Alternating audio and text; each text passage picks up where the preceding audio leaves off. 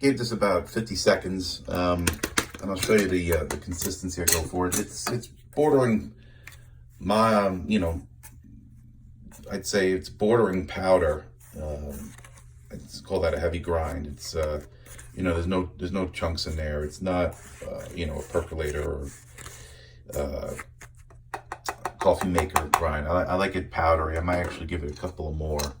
And I do this, I tell you why, I get the maximum extraction with the finer grind, obviously. And I give that, I always give it a little pulse. I like to get the shells to settle and hit that blade. And I get something, approaching the powder. All right, so there's your coffee.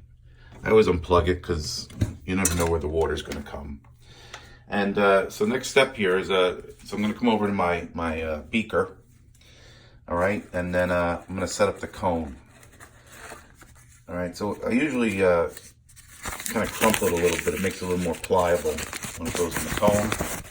If you bear with me, kind of just settle that in. Settle that in there, and all right, so you're ready to receive your grinds. In the meantime, I'll go slow here so you don't get vertigo. I'm going to take my water over to my gooseneck kettle.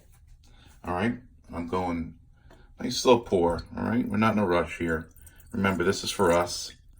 This is your time. All right, you don't want it to spill out. That's a Pyrex, measuring cup. If you go too quick, it'll go over the sides, and it's a real mess, and then people talk about it. But so I got 2 cups plus in there. That's the electric kettle. It's already plugged into the wall. I did that as a pre-prep so you guys can, kind of make things easier.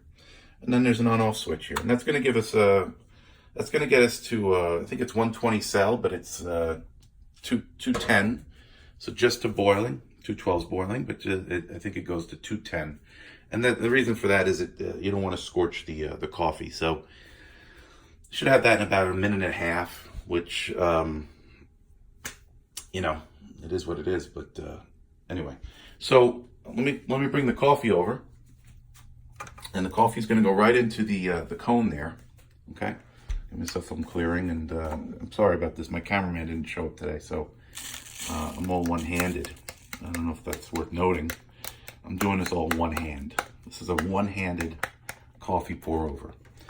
Now, because I'm hitting that grind so hard, I'm getting a little bit of, you're getting some nice oil extraction out of that bean. So I have to give it a little bit of a tap just to get everything out. But there's some real richness, some real nice richness in there. I mean, we're probably bordering, espresso profile. So, all right, so that's what I'm going to call a generous 4 scoops, okay, for 2 cups pour over. All right, so I'm gonna pause there. I'm gonna wait for the water. Just a note on the paper. So this is a microfilm or microfilter, they call it. This at a Bowden, and that serves the purpose, right? So I could actually take, if I showed you that, you could put the coffee right in there, and actually you see a little bit fell through. The reason I use the paper is because I'm getting that finer grind.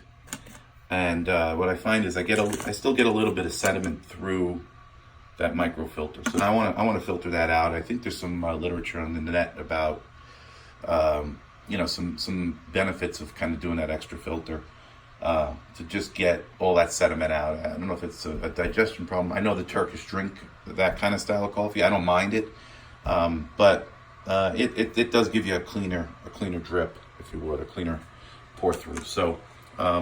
It's definitely an option if you have that microfilter. So, something to consider. Certainly save you time, save you effort. Okay, I'll see you at the pour over.